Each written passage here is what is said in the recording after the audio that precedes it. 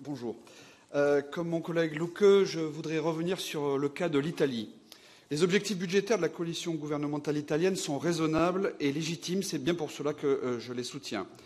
Dans la situation chaotique actuelle de la zone euro, la vision strictement comptable des finances publiques façon Schäuble ou Moscovici ne tient pas compte d'un petit détail, l'effet multiplicateur de la dépense publique.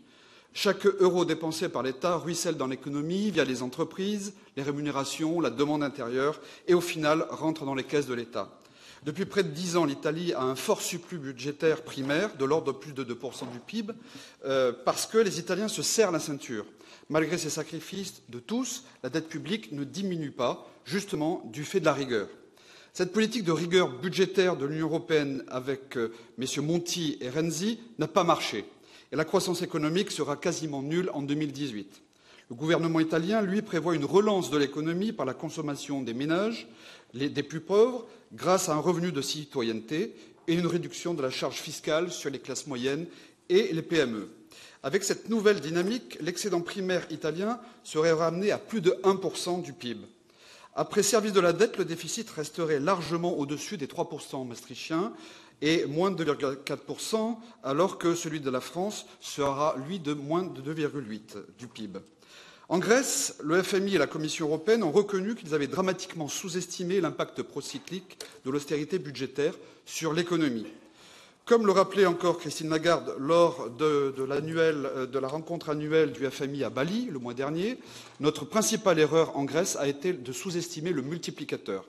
Monsieur le Président, ne pensez-vous pas que la même erreur économique de la Troïka se reproduise en Italie? Et cet aveuglement de la rigueur budgétaire ne risque-t-il pas de mener la zone euro à l'implosion? Comment, en tant que président de l'Eurogroupe, pouvez-vous contribuer à maintenir la cohésion des 19 États membres de la zone euro? Merci. Well, a couple of comments. Alors, quelques commentaires. Je voudrais d'abord vous dire que je ne partage pas votre point de vue sur la situation qui serait chaotique dans la zone euro. Au contraire, cela fait 22 trimestres consécutifs que nous avons une croissance. Il y a eu 9 millions d'emplois créés. Les salaires augmentent. Nous avons les orientations budgétaires stables dans nos pays. Nous sommes plus coordonnés que jamais et cette coordination, elle se fait en période de relance.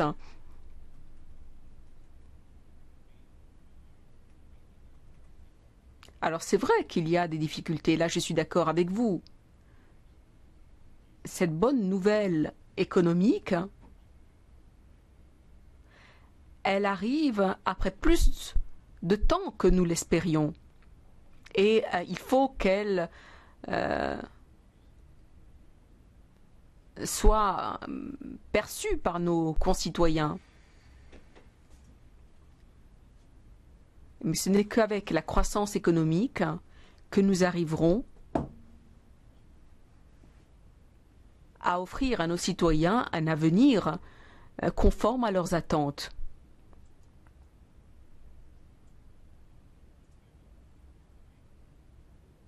Et il est très important, encore une fois, de continuer à appliquer les règles communes et les accords communs. C'est la seule manière de conserver la confiance dans nos économies.